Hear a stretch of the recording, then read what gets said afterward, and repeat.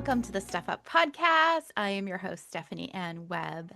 And on the episode today, I have my friend and podcast producer, Sicily Goose. Hey, Sicily. Hello, it is I. And that's Hi. actually your name. This Like, is Sicily Goose. I actually thought you had taken the name Goose as like a fun name to put on social media. And then somebody said, no, that's actually her last name. And I was like, oh, that's awesome. Listen, now I do have 5,000 aliases on the internet because I've worked in a lot of different fields. Like you might even hear Delphi Dendrobium, but still, it's the Silly Goose, Sicily. Yes, it's fun though. I love like that's a fun name.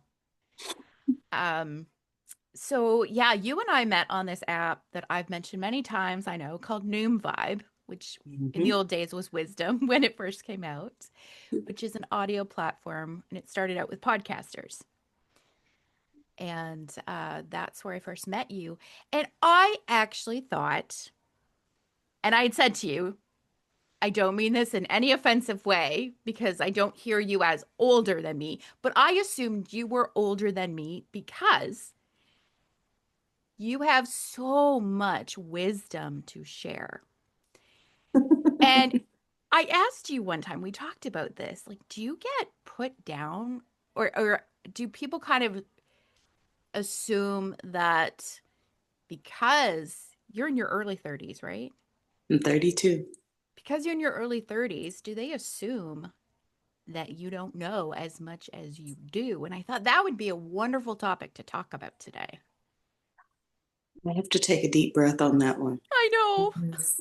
That is something I face at every turn sometimes because in my mind, and this is just kind of the way that I think, old ways don't necessarily create perfect systems, and new ways don't guarantee innovations. But if I can meet somewhere in the middle, I can pull wisdom from everybody.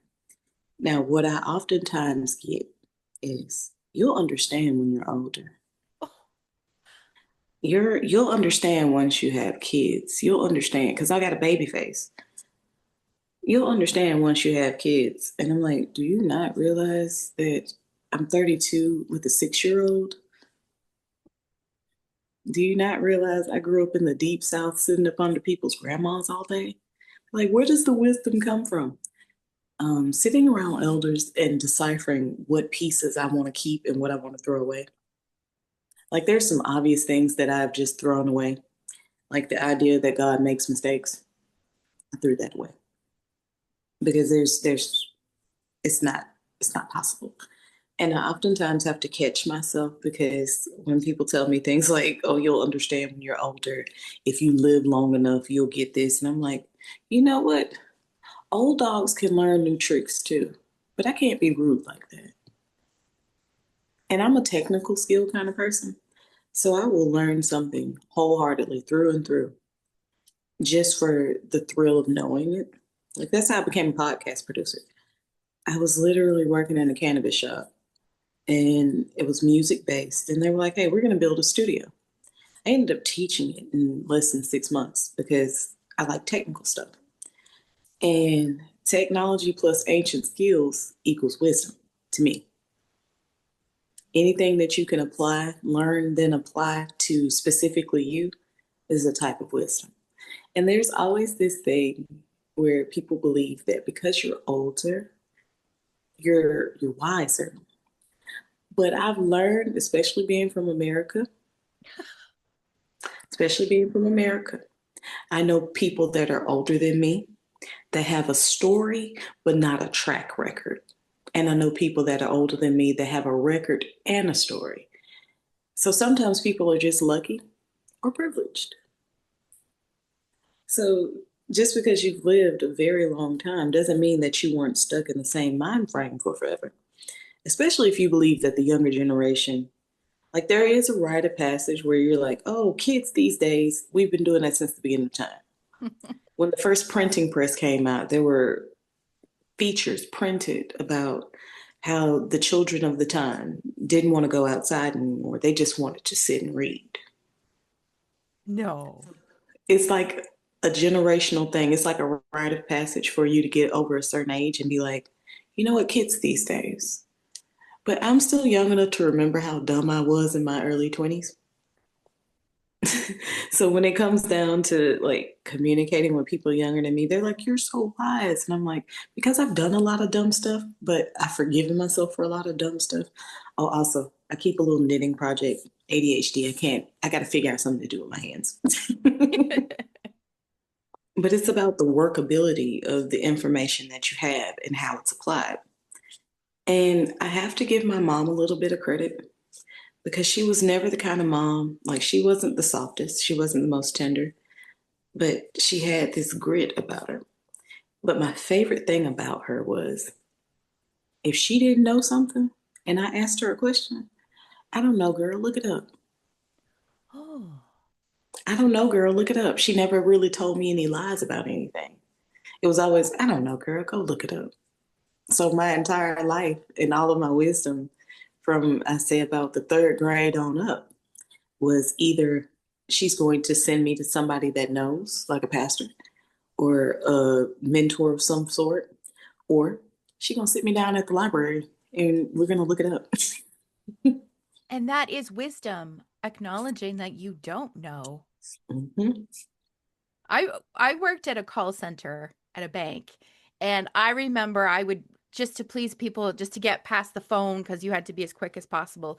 I would make up stuff like from what I thought. Like I would look online and I would quickly read it, and I'd be like, I think it's this." And then my manager said, I had to be really trained, Cicely. My manager said, "Stephanie, they would rather you give the right answer, even if they have to wait a little bit." I said, "But they're so impatient and mean." And he said, "No, if you just say, 'That's a great question, I'm just going to look into it and put them on hold,' Mhm. they want the right answer." And so, but I felt, and that also came from my childhood and how I was like, to make my dad happy, I always needed answers because he was always like, "Why did this happen? Why did that?" And I always felt like I need to say something, even if it was wrong. And so that's wisdom to acknowledge I'm gonna go find it. I might not know Mhm. because we can't possibly know everything. Right. And I had spent years trying to learn everything that I could learn. I was the kid that would read an encyclopedia because I got bored. And I would learn all the words in this volume. Wow. Yeah. Okay, you would be the perfect daughter for my dad because he would have loved if I had done that. Listen, I don't think he could have handled the argumentativeness that my mother gave me. Oh, yeah, no, he couldn't handle your argumentative. And don't let me be right about something. Oh God, I'd give him a heart attack. Like there was, I had a mentor at one point, and everybody would be like, "Oh, there she goes again. She's arguing with her mentor." And I'm like, "I argue with you if you come over here starting with me. Leave me alone now. Go away. It's not a wise decision to come over here getting in my bed in the middle of my mess now." So I would just have those moments where it's like I would just sit and read. Like even now, my first love was the internet. Like I literally fell in love with dial-up internet because I had access to everything that the library had at once. And we give the internet and we give social media a really bad name. And I'm starting to realize the wisdom that comes from technology is in the way we wield it. Because I get kind of iffy with people when they're like, "Oh, I don't like technology and blah blah blah, and the algorithm is horrifying and blah blah blah." And I'm like, you know, you shape your algorithm, right? And this is the technology plus ancient wisdom. We shape our algorithm by how much time that we give things. So if you're telling me on the emotional side, I shouldn't give these negative emotions this amount of time, but you're on the opposite side telling me, "Oh, the algorithm." I can teach you something. I got a little wisdom on the kid end. I can teach you something. Like I can show you how to cater your algorithm to only show you things that you enjoy.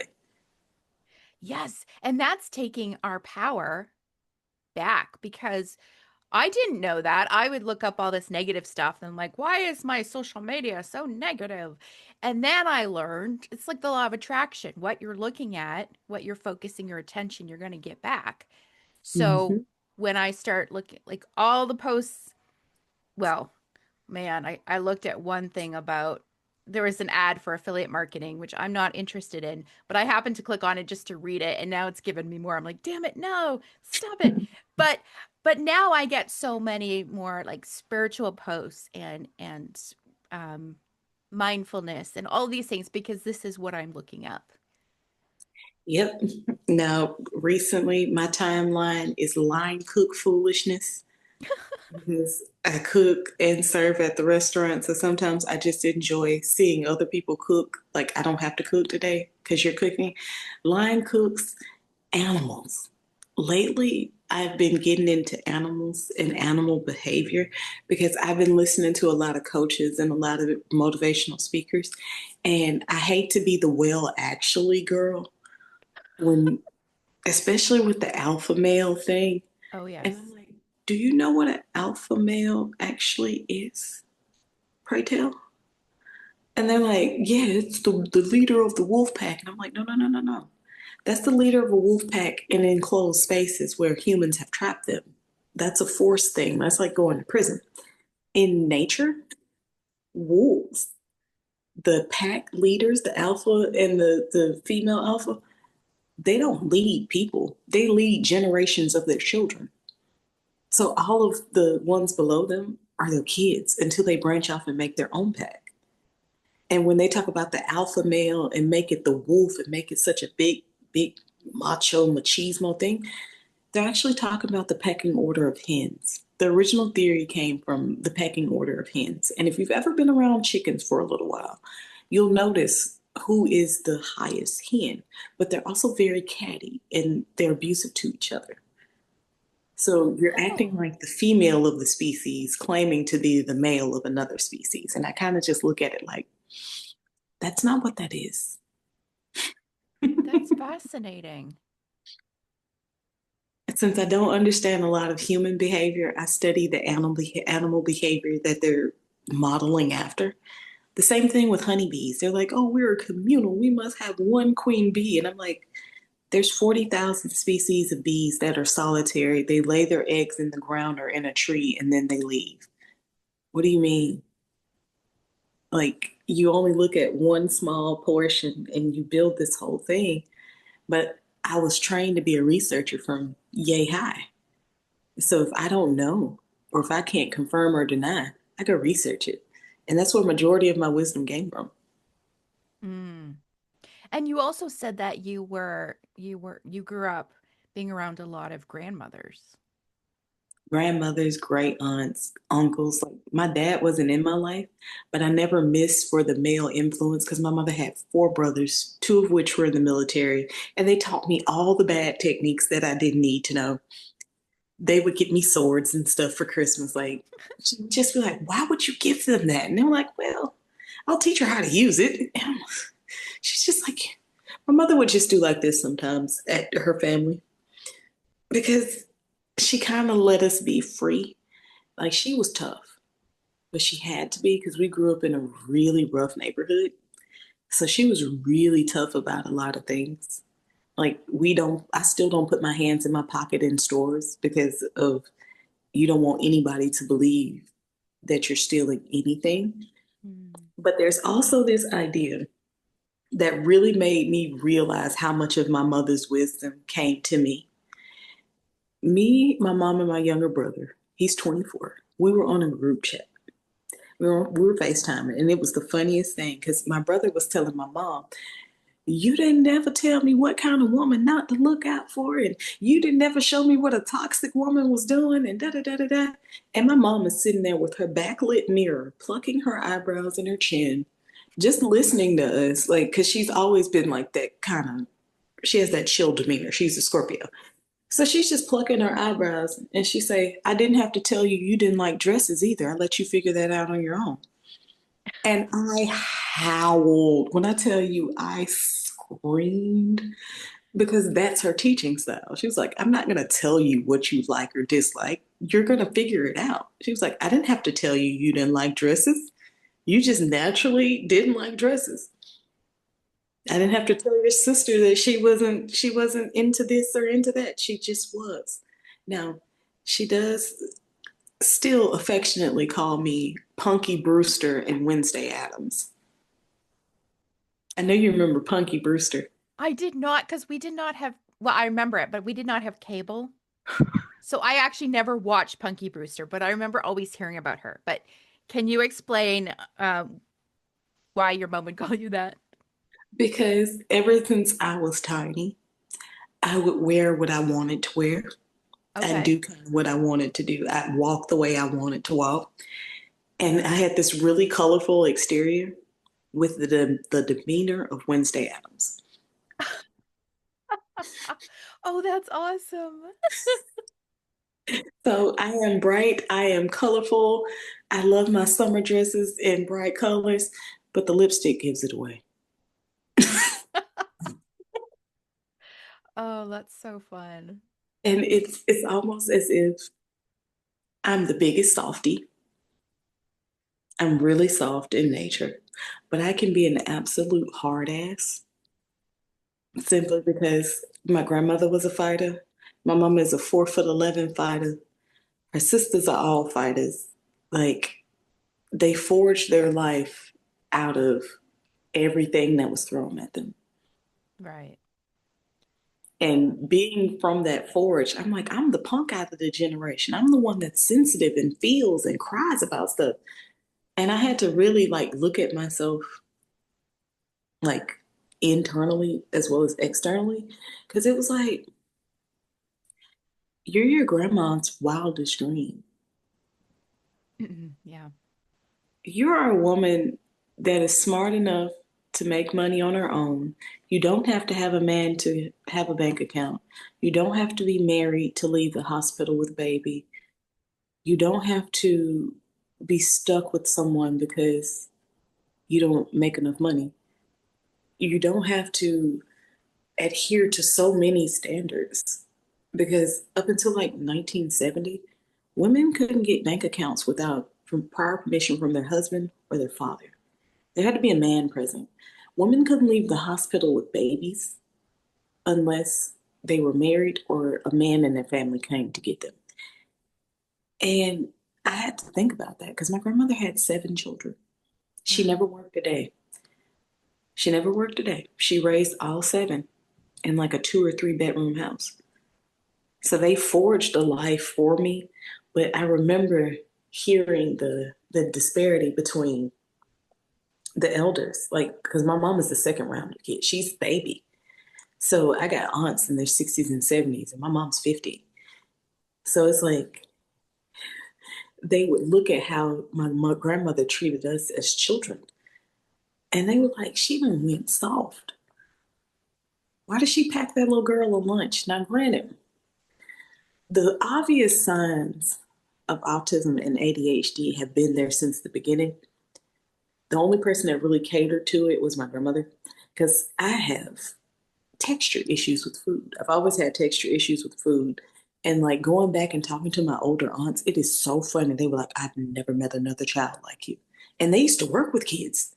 They were like, oh no, you were different. Now, granted, they didn't know what any of that was. They just knew I was different. So my grandmother would pack my lunch. She would pack my lunch. She would come get me from school. She would make sure I was okay. Now, this was the finest woman I had ever met in life. She was half native, half black. And when I tell you she would fight, like her and her sisters back in the day, they would fist fight people and win. Like she was undefeated. But anything that went on, she was a fighter. But out of nowhere, she became this really soft individual when it came to us. And she had, I think at her death, she had 20 grandchildren. Hmm. I think she had 20. It might have been more. It might have been more. But I look at like how much wisdom I got from sitting up under my elders and how much I can impart onto it from absolutely hating being out in the garden because my nose itches, my face itches, I'm sneezing everywhere, to go into college for horticulture and environmental soil science. Like I had to sit back and look, and I was like, I hated every moment of that gardening as a kid. And I'm a glorified farmer as an adult. This is ridiculous. I think it's insane. There was something you had said earlier, and I forgot to write it down because now I forgot about it. Oh, but it had to do, well, one thing I really appreciate about, like, you don't, like, I've known you for maybe 3 years now, and every time I would hear you, I would hear the wisdom, but I would also hear a sense of humility, or you didn't talk at people. And that was one of the things that I really always loved about listening to you on this audio app that we were on, because, and you and I both know, we know that feeling of being talked at. Mhm. And I was like, but Cicely doesn't do that. She brings you in, she allows you to figure it out for yourself, or she'll say this, and then it's a conversation. You're not talking at people. And that's one thing that is huge. That is wise, because you know that, and you also know when you get that and how you don't like that. Yeah. Like it's always a buzzword going around. And the buzzword at the time was emotional intelligence. And I kept being told that I lacked emotional intelligence. Oh, And it was like, no, because I know how certain actions make me feel. And if I make it my business, like my goal, to not treat people and talk at people, because I hate, and when I tell you I hate that with a passion, I have passed up so many opportunities. I've had angel investors like, oh, these people will give you this amount of this to start your business. And listening to them talk, I was like, I can't tolerate 6 months of this, let alone 6 hours. Like, it would be like a 6 month to a year thing where I would have to work with them. And I was like, no, I can't even tolerate 6 minutes of this because they're speaking at me as if I have no internal wisdom. Because in my mind, everybody has wisdom to share, even if it's just the wisdom of your perspective. And since I don't really believe in right or wrong, good or bad, everybody's just doing what's best for them at the moment. I don't believe in right and wrong. And I know I grew up really religious and we are right and they are wrong. That's something I threw away. I But I grew threw up the same. I threw it away really quickly because it was like, that doesn't make sense. Because if we all believe in one God and he don't make mistakes, how is this person a mistake and we were made by the same person? Oh, you don't believe they were made by the same thing. So if you believe in one, like the logic itself busted itself. Because if you believe in one God and you believe that he makes mistakes, we already on a different wavelength. So like, I tend to just look at people as people because I see a little bit of me in everybody. And like humans are inherently narcissistic. That's another buzzword that was running around in the circles forever. Everyone's a narcissist. And I'm like, humans are inherently narcissistic because we believe we're separate from the animals that walk the earth.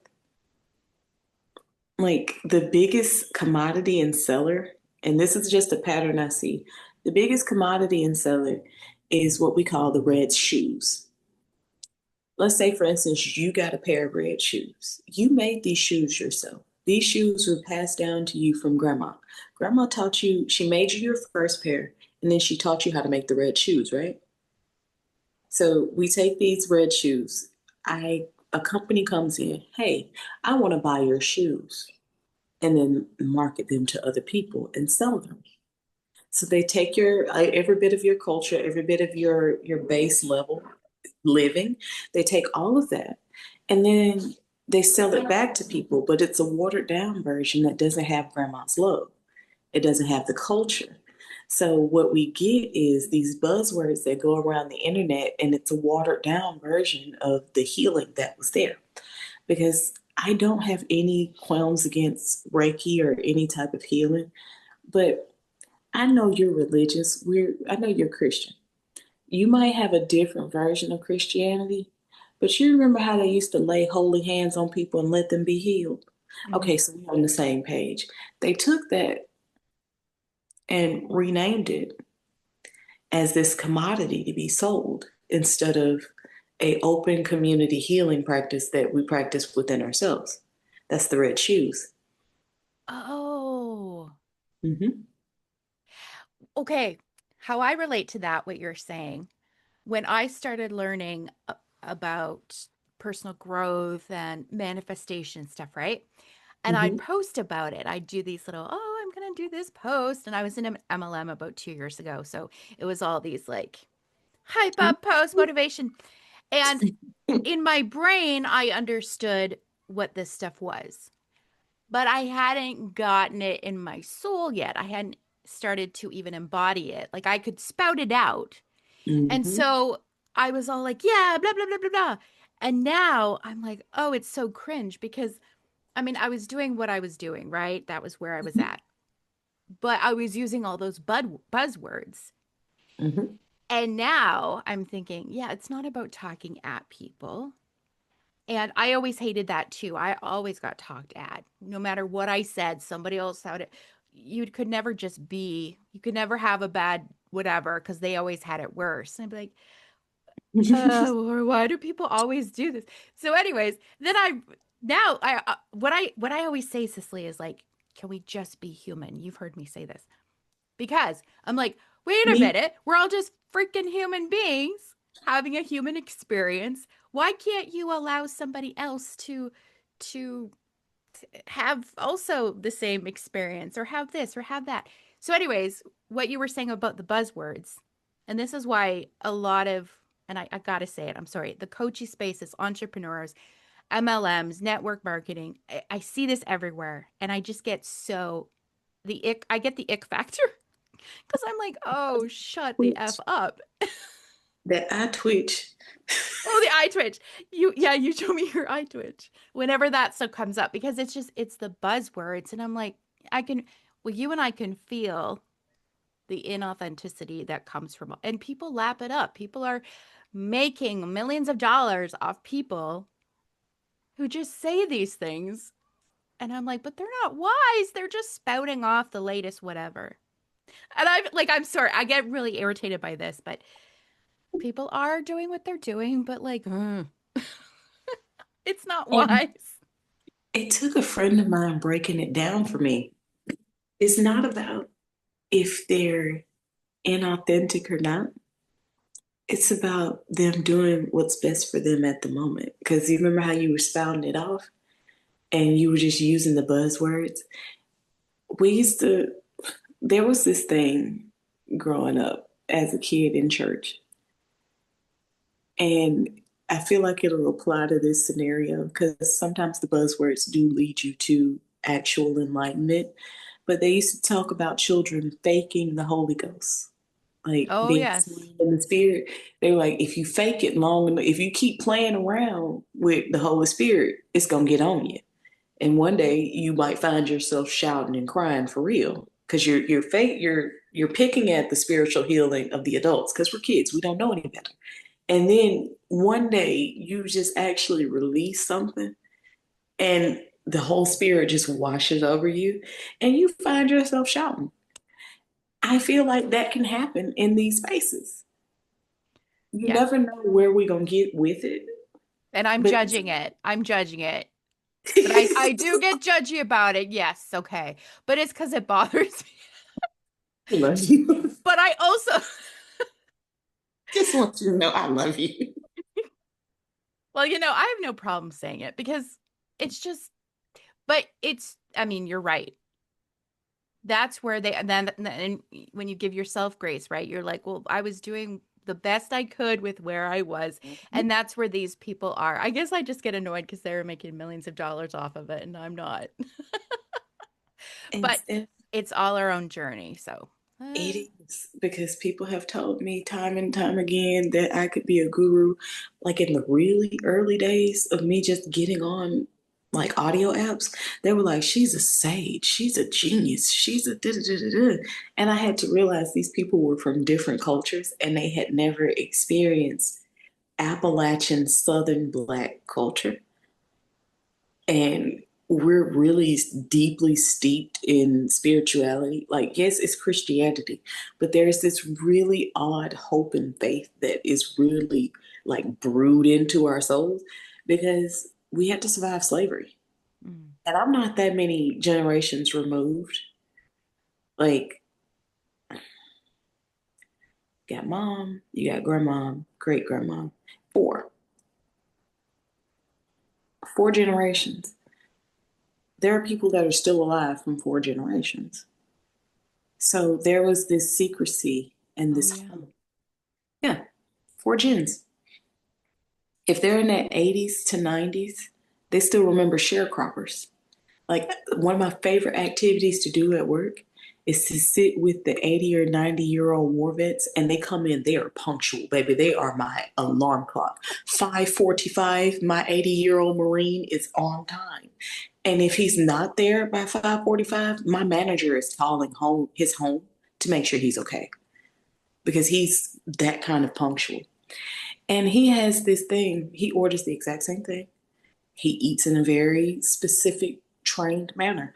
But I will sit down and have conversations with him. And he talks about when he was in the Marines and people were still dying in basic training. Like people were dying in basic. And I always tell him he's tough as nails because he survived, did a tour in war, came back, married the love of his life, and has been married and alive long enough to see his granddaughters get married. His granddaughters are in their 20s and 30s. So he's like, and sitting around those type of people, I get this weird, comforting hope that like even if the world turns to shit, I'll be okay. And there's this uncomfortability that I have to address that is in my DNA because anytime I start to talk about slavery, oppression, or Jim Crow, or anything of that nature, people get really uncomfortable here and they'll change the subject. And they're like, you're just bitter, you're just angry, you're just carrying that with you. And I'm like, no, I actually revel in knowing the true and full history of my folks because it gives me hope. Mm-hmm. It's real hope. And you Like, have to know, you can't just ignore it and say, let's move on. You have to recognize. And I actually had a conversation with one of our, like, I'm in Canada, but we had a politician who was, he'd used the word woke. And I asked him, what do you mean by that? Because, oh my God, I'm so tired of everyone's definitions of this, especially when they use it to make fun of people. But anyway, and we had a good conversation, but he said, well, people just want to stay stuck in the past and go. And I was like, yeah, but maybe there's not reparations. There's still pain there. There's still stuff going on. And if we don't acknowledge that, we can't really move forward. And so we sort of had this, like I said, I get what you're saying. If people are playing the victim card forever and you're like, let's move on. I get that, but if you just I talked with Doobie about this. If you just forget the past and move forward, you're not learning anything from your past and you're not acknowledging that people also have generational trauma and all of this stuff that you can't just bypass that. you can't. And the thing is, I got more than just generational trauma. But if I'd never learned about the generational trauma, I never would have got my generational gift. Mm, So we have people that are locked into whether you got the generational trauma or you got the generational gift of trauma from other people. Like if your country was built on the backs of others mhm. and you still inherit that, there's an inherent privilege. But what I noticed, and I had to really address within myself, and this is going to be funny because I am a chocolate lady, but in certain circles, I have been called the white girl. Oh, the privileged rich white girl. And the reason they call me that is because of my generational gift. I am an eloquent speaking, hard to bother, hard to deal with woman that walks with my head held a little too high. Because I work as a waitress and I make about $3.15 an hour. And there's an allegation I cannot beat with my management, like the company that manages us. I can't beat this allegation. One of my managers is wholeheartedly, she is a firm believer and will tell people that I'm a drug dealer. what? She was like, "You can't fool me. I know it by your demeanor." And it's really about how I walk around and how I treat people and how I connect with people. I have an ability to connect with anyone. And it's the funniest joke to me now because she was like, "You just can't fool me. You just got that demeanor. Like you could sell anything." And I was like, "See, the joke is, and this is going to be a little bit of hood knowledge for you, Steph. I know you're not from the hood, but we're going to give you a little bit of hood knowledge. Good dope sell itself. Good drugs will sell themselves." Well, I did So watch Breaking Bad. you remember how he went to the He made the best meth. and you remember how he went to the recovery meetings and he was talking about how great it was? Yes. Very unethical, but it sells itself. And I have that demeanor. So they tell me to bring my hope. And I'm like just the other day, I told her, I was like, "Yes, I am a drug dealer. You want to know what my drug is? Hope." Mm. I bring hope to people at work all the time. And I'm one of those trainers where I'm not an official trainer, but if they have somebody that they think is kind of neurodivergent, they put them with me to learn I love that. because I have the patience to sit there and be like, "Okay, we do it this way." Because a lot of times, like the way I was trained, like it's a very hard job. People always talk about like in America, if you Google Waffle House or social, even on Facebook, if you Google Waffle House, they will tell you we are the toughest of the tough. And the toughest of the tough is night shift. If you can work a night shift at Waffle House, you're built different. Like even when they do those little weird social media arguments where they're like 100 people from this country are gonna fight Americans, we always catch stray bullets. What we get, they're like, "Oh, we just need Waffle House night shift, a couple of Popeyes employees, and the Florida man, and we can probably take on half of the world." And I'm like, Florida man. "I'll put that on me so bad. I know I'm tough. I know I'm tough, but y'all don't have to." We always catch a stray bullet. Like I'm just watching this for enjoyment. Oh, 100 Brits versus 100 Americans. They were like, "We just need 10 Waffle House workers," and I'm like, "How do I get thrown in this? How do Oh. we get thrown into this?" So it's one of those jobs that's really hard, but it's really rewarding. And what they'll do if somebody's kind of lagging behind or they don't understand, they put them with me, and they're like, "Because you're patient." And I'm like, in reality, I feel like I'm just human. I'm no far above or below. And the talking at people comes from a hierarchy. I have reached this level, so I would like for you to honor me at my level and revere me as this person. I've never wanted that. Like I've gotten really high up in hierarchies and didn't even know it because they had to trick me to do it. And like I didn't realize I had become like as prominent as I was because they had to trick me. They didn't let me know what I was doing. They just told me to go be myself. Like I was literally told by a friend of mine. She was like, "Yeah, you want to work, help me on this?" And I was like, "So what do you need me to do?" And then she started to explain it, and then she was like, "You know what? Never mind. I just need you to show up and be yourself. Wow. I just need you to show up and be yourself because who you are as a person, you just bring it with you. And if you're not used to it, it can seem bitter. It can seem harsh. It can seem very off-putting because I just don't give a damn sometimes. My filter is leaving as much as I unmask my true self and allow myself to be, it's leaving. Like I've always dreamed of being that old lady that could say whatever the hell I want and nobody batted an eye. And I was like, I kind of became that internally. and it graphs out to the world because people think I'm in my 50s. Like there's a rumor I was in my 50s and I was on like my fifth marriage. I thought it was the funniest thing ever. Like I'm in my 50s, I smoke cigarettes, I'm on my fifth marriage, you know. I got I got I got a lot of things going on with my kids. Like I have that demeanor and I will never be able to beat it. And that's why I thought, because I had not met you in person, only knew you from the audio apps.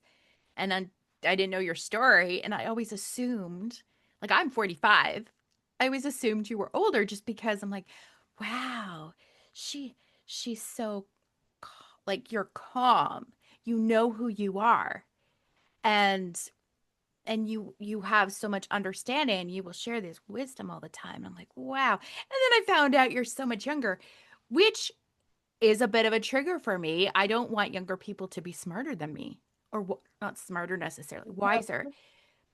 But do you know what I mean? Because you're like, and that's where just because you're older does not mean anything. Mhm. I know people in their 80s, and it's like, wow, you did not really learn much from your experiences, from your mistakes. You held firmly that you are right, and yes, you are not very wise.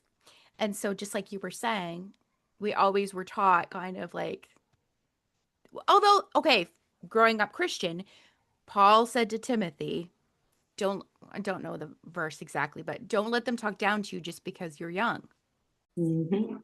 Because right? out of the mouth of babes comes true wisdom.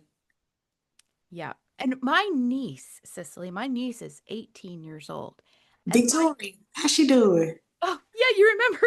Uh-huh. She's good. She finished first year university. And my goodness, she is so wise. She knows so much and she has such a ability to think critically, to Mhm. question. I'm just amazed at her. And I was like, wow, I didn't learn that till a few years ago. And I said to her, you are so much an adult, more than most adults. Girl, and you want to know the real thing that makes me giggle the hardest about that? Because yes, I'm an adult, but I was also raised around adults that have told me from beginning to end, I don't know what I'm doing. I'm Oh, just doing the thing. Now, especially my mom. My mom went through a really rough patch. She lost both her parents and got divorced all within the same year. And we had a village. Grandma was the base of the village. So everything crashed around her, and she really, really relied heavily on family. But I grew to be an adult really early. And yes, that is a type of trauma because I was 12 when I really became a solid adult. But let her tell it. I had always been a little adult because they didn't do baby talk conversation. We, like my daughter, we never did baby talk conversations. Funny thing, 3 minutes after she was born, her father whispers to her, I hate to tell you this, but Donald Trump is president. I say, hand me my child. Give me my baby. oh, he said that when she was born. 3 or 4 minutes old. They had just dried her off. So she's just looking, and she was very alert, and she's looking. He's like, I hate to tell you this, but Donald Trump is president. Give me my child. Hand me my baby. She's gonna want to go back up. Listen, that Oh whole no. process of getting her out of that, I was like, you better not. So, like, there is this. Oh my God. I said we wouldn't mention his name. I told you we're gonna have to put a adult content filter on here. You knew better. You're not gonna have me on here. Oh gosh. I've been really tame today Yes, you have been. because you've heard my audio messages. Sometimes I just get wild just to be wild. But there's this thing like it is a trauma within itself to grow up that quickly. Yeah. But the amount of skill sets that I had by the age of 16, I was functioning better than most adults. Like I started in restaurants at 16, just so I could give my mom a break with some of the bills that were required for me because I was 16 and I was already a D cup. Like clothes were getting expensive. I needed just stuff. And I had two younger brothers. Now, granted, she did, when I tell you that was a work ox of a woman, but I saw the effects of the amount of work that she did destroy parts of her body, like her blood pressure and her diabetes. And it was just, it was rough. So I grew up really, really quickly and I became a parent really, really quickly. But I was a parent within my village of family. So out of the mouth of children, I learned a lot about myself because they have no filter. They just point it out.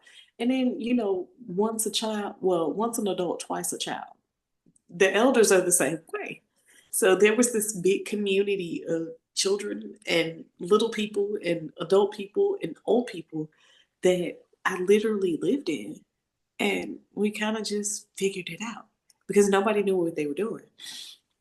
So it makes me think about how when we study ancient civilizations and we're trying to understand the language, when we're trying to learn the language, they try to find children's school papers or school tablets or wherever they wrote the basic alphabet or the basic words. So it's literally out of the mouth and hands of children do we understand the ancient societies Hmm. and Oh. the communal structures that we build.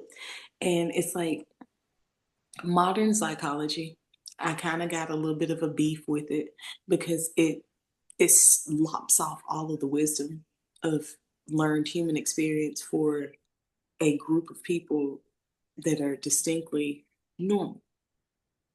And I was talking about this last night. I just don't believe that there is a set group of normal people on this planet.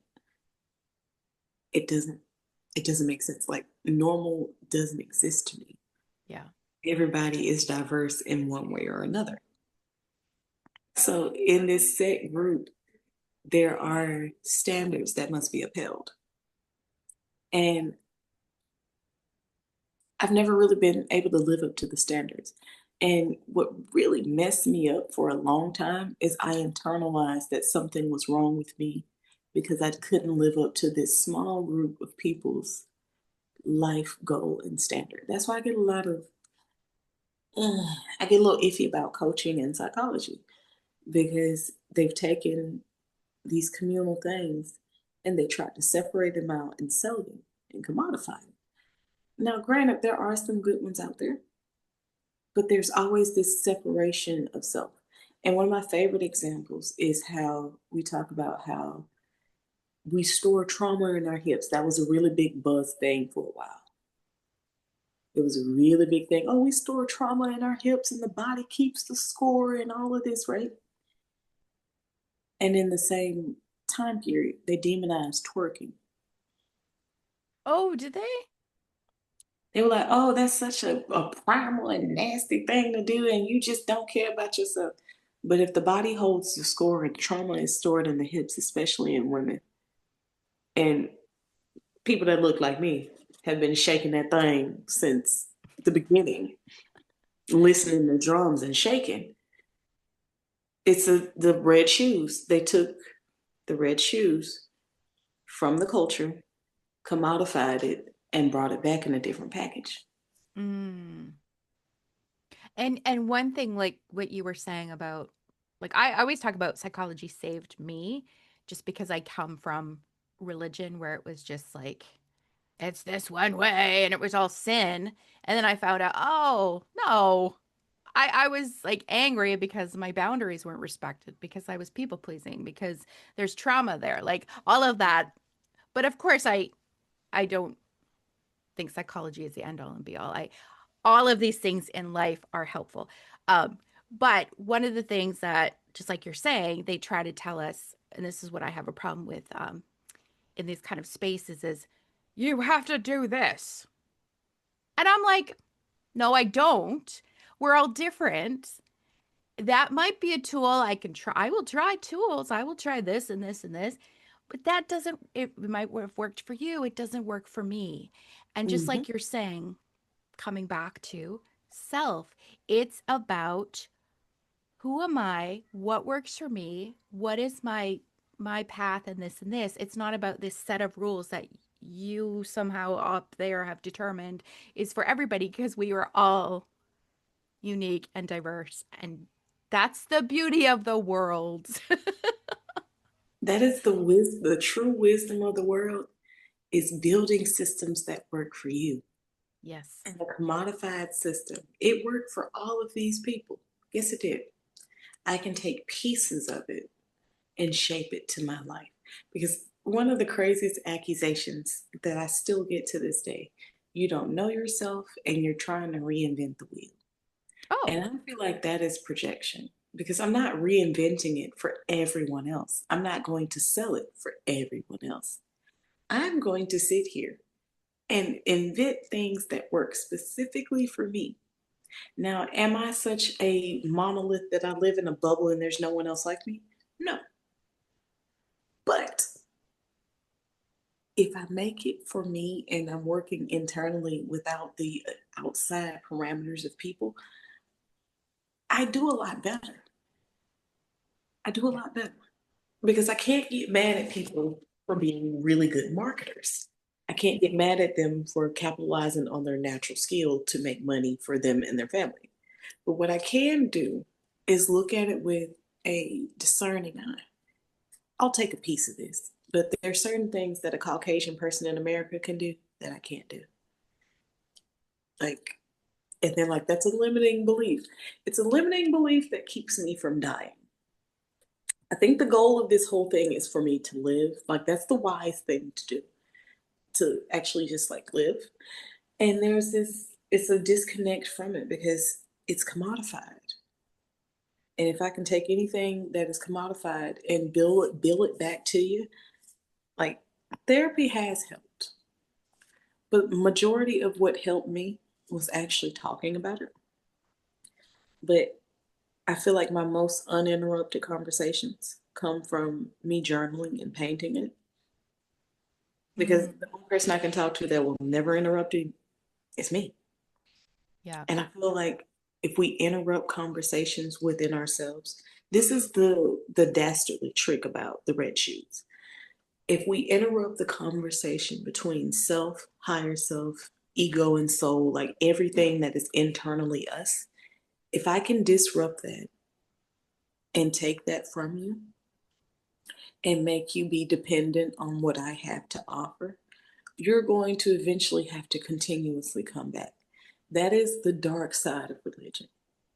Now, Oh, the yes. community building part is beautiful, where you build up communities where you're fully supported and you feel love. But there's this thing where in my culture, like psychiatry and going to counseling and stuff, that's not the end all be all for us. Like it's used as an insult sometimes. You just need to go to therapy. Mm, That's not what that's for. Therapy works with community action, closeness, and safety. Like you can't just will your way out of economic oppression. You can't therapize your way out of police brutality. That's not a wise thing to even assume that you can do because you can't control the outside factors. But the factors that we can control is that you're in a safe, supported environment and you can work through the trauma, even though all of us have it. It's a collective trauma, whether it's collective or subjective. We all have to work through them in our ways. Now, the commodifying of it makes it one streamlined way, and if it doesn't work, you're uncoachable. That was another thing I've been called uncoachable because I won't yield to just this one size fits all type of wisdom. Just because you've studied thousands of people in your life doesn't mean that you know me. I know me. I may see 100 to 200 people a night. I study all of them. Some of them are repeats, some of them come in all the time. But in the study, I don't treat them like I have the answer. They have the answer. Everybody has their own answer. But if we separate people from their own internal stuff, they'll never find their answer in themselves. They go to you. And that's how we keep the commodity going. And that's why it's $1 billion business. hmm And that's where the wisdom lies in, like you were saying, the learning from others, the conversations. Um, Mhm. what can I learn from you? What can you learn from me? How can we all learn from each other? And listening, because I remember reading when I was deconstructing out of my religion, which didn't allow for learning about feminism because it was quote unquote evil. I started learning about feminism. And then I learned that there's a difference for white feminists and then black feminists. And they were Mhm. just, the white feminists were not listening to the black feminists. And they were like, no, no, no, we're all the same. And the black feminists were like, you don't understand. Our experience is even, it's a lot harder than your experience. And that's when I was like, oh, it's important to listen to all because, and I had conversations with people, like a guy at work, and I said, well, I've never been pulled over by the cops. Cicely, I Yeah. was in my 30s. I was very naive, right? And he goes, he was a person of color, and he said to me, Steph, you're a white female. And I was like, oh, I know this sounds ridiculous, but being very sheltered, naive, It whatever, doesn't you sound don't ridiculous. know. And Mm-hmm. that's where I'm like, I want to learn what is this like for people because I do not have this experience. So I can't speak to it, but I want to listen to people who do because that is, I can't say, oh, that never happens to you because it never happened to me. It doesn't. And that's where we start fighting and we start getting into this whole, why are you making this a big deal? I'm like, well, you're not listening to people, and it is a big deal for them, even though it's not for you. Uh, anyways, this is where wisdom comes in. You just helped me understand something. Oh, And it was kind of crucial. I couldn't understand why they called me the white girl. And the reason they called me the white girl is because I bear no hatred, even though I know the history. And I still listen, even though I have experienced being pulled over and taken to jail with a 6 month old in the back seat.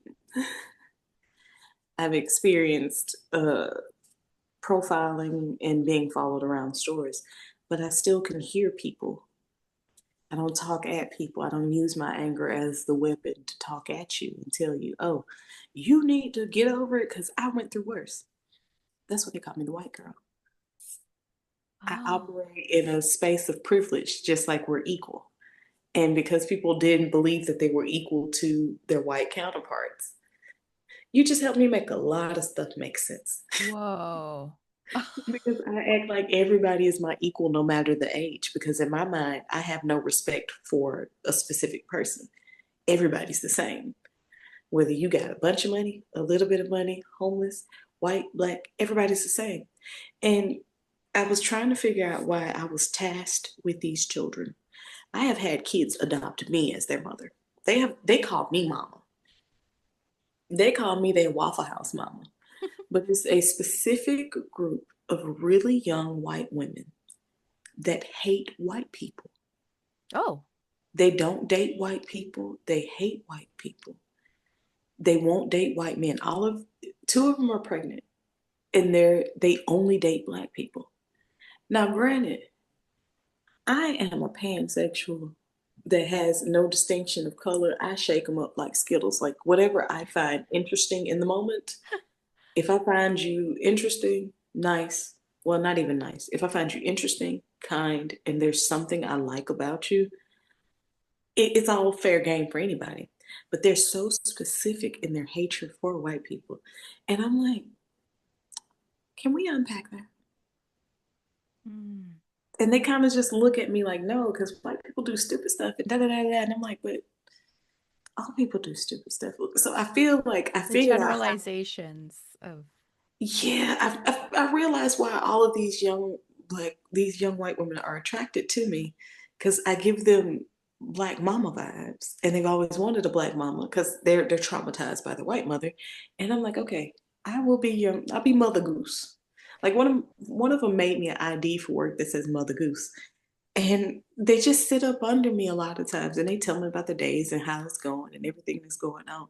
But you really, really cemented the point to me because I don't talk to people any kind of way. Like they can tell me anything, and I'm like, girl, what the hell? How did that happen? And you carry And such a you know confidence. it's not a judgment either. It's like, girl, what the hell? Come on, we're gonna fix it. Come on, let me figure it out. We're gonna figure it out, but I need some more details. And they just flock to me and they're always happy to see me, like my little goslings. And Oh, that, yes, that's so fun. they're my goslings, the little, Well, and you little carry such confidence too, right? So that's why people are drawn to you and like you you have this protective energy because somebody like me who never had confidence and is only gaining it now, I see you and I'm like, "Oh, I love that. I want to learn from you," or you know what I mean? Like that's you feel safe. I am deeply insecure with a mother bird instinct.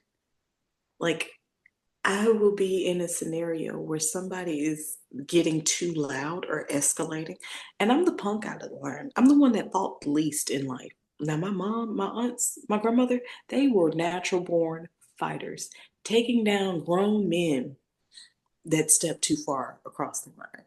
Me, I am the artistic softie. I am the insecure one. Oh, wow.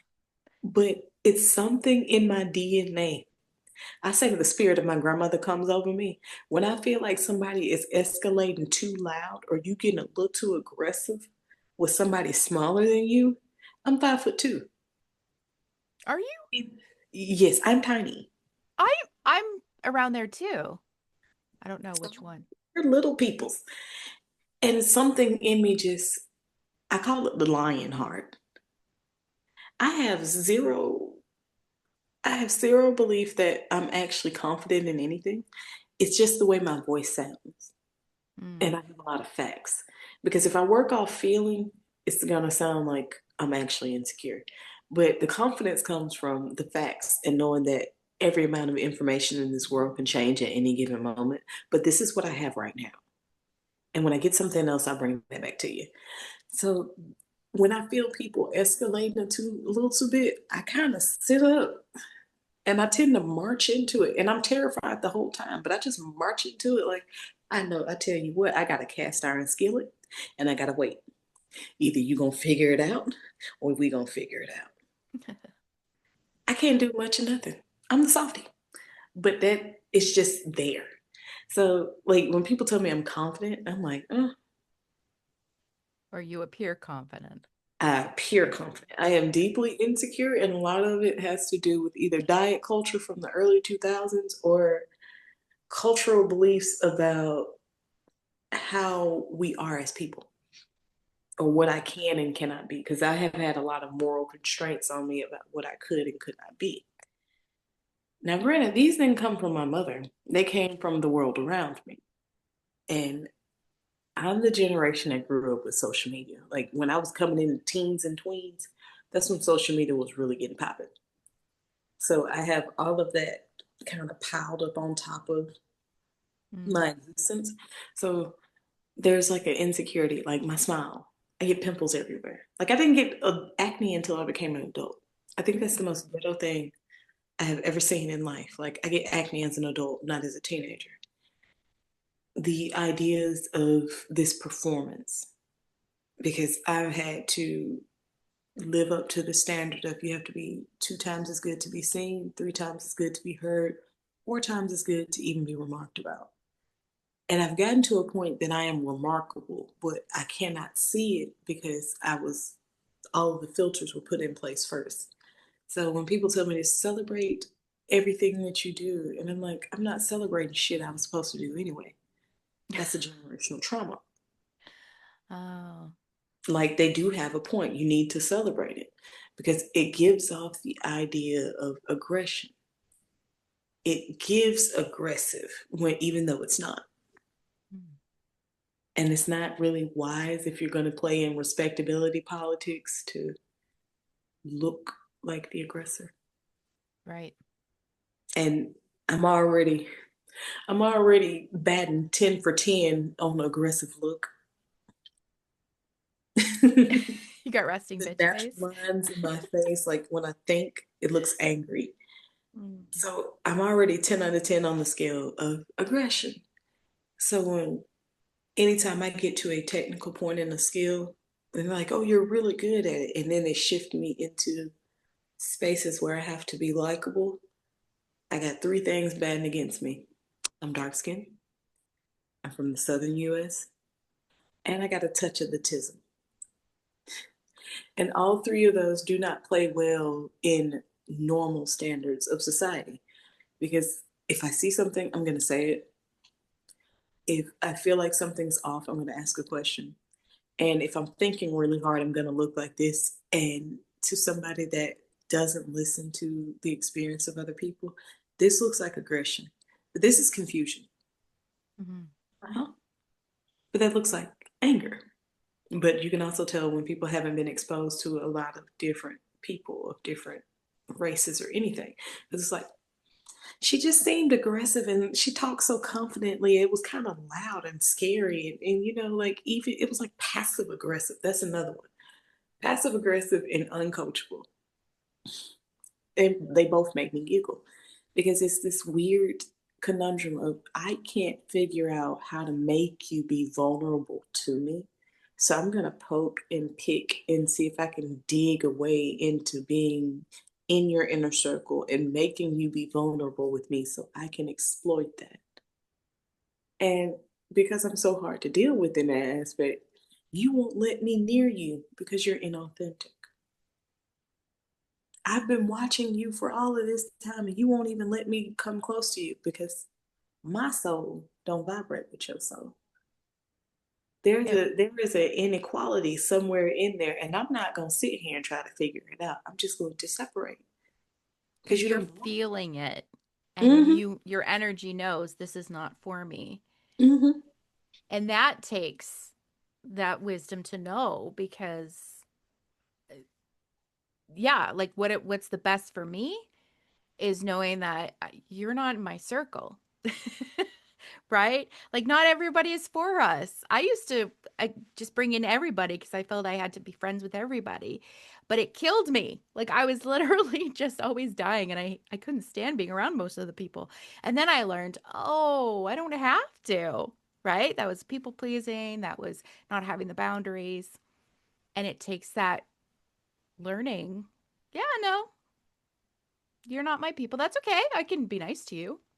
Keep you at arm's length, but you are not in my inner circle.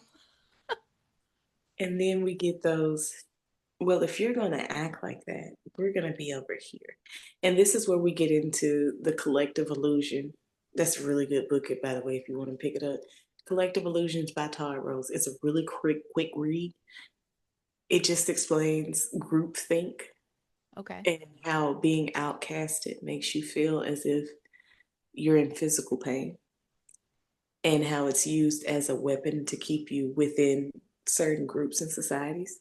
So it's like, I'm going to make you feel physical pain, even though I'm not touching you. I'm going to make you feel like you are not belonging.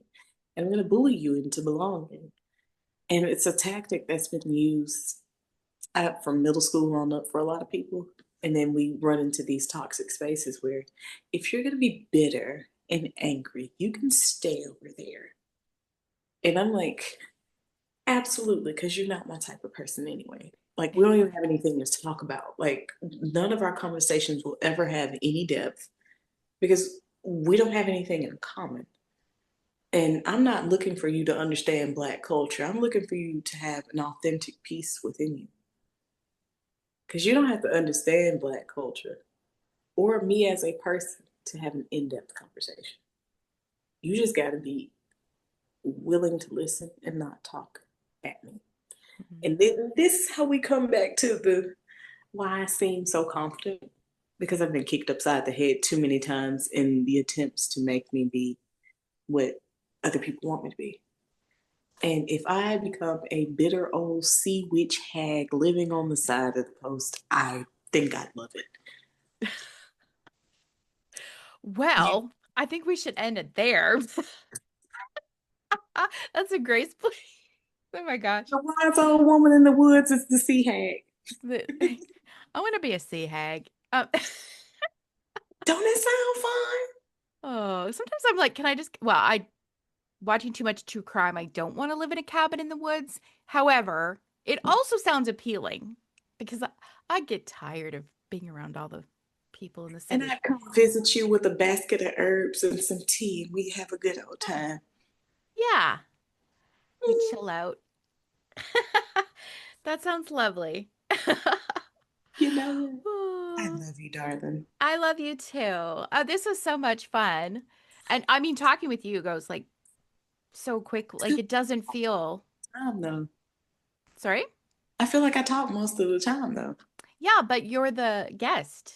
I mean, and I, also it makes my job easier. I just have to like, kind of ask questions and chat a little bit. That's what makes it fun because I I don't have to do all the talking. Oh, although sometimes I want to. You know me. I'm off mm. and on with that. But well, this was fun. And I was just wondering, were there any words of wisdom or anything else you'd like to add? Well, if you feel like you're in a scenario where you don't feel wise or you don't feel confident, remember, nobody knows what they're doing and everybody's making it up as they go. And you pick up your wisdom as you go. I love You that. either listen or win. And the lesson is the wisdom. It's like, ow, that's hot. I'm not going to touch that anymore. So go forth and fake your confidence because people think I'm confident and I'm a deeply insecure human being. That helped me so much when I realized everyone else is just going along figuring things out and sometimes they appear this way because I always assumed everyone else had it all figured out and I was the last one and then I was like, "Wait, what?" Wonderful. And I'm going to put your links in the show notes, but you said on Facebook is probably the Mhm. best way. What's your Facebook name? Life with Sicily Goose. Yay. Awesome. Well, thank you so much, Cicely. It was wonderful having this conversation with you. I have truly enjoyed it. It's been a blast. We gotta do it again sometime. For sure. Thank you guys for listening and watching. Sending love to you all. Bye. Bye.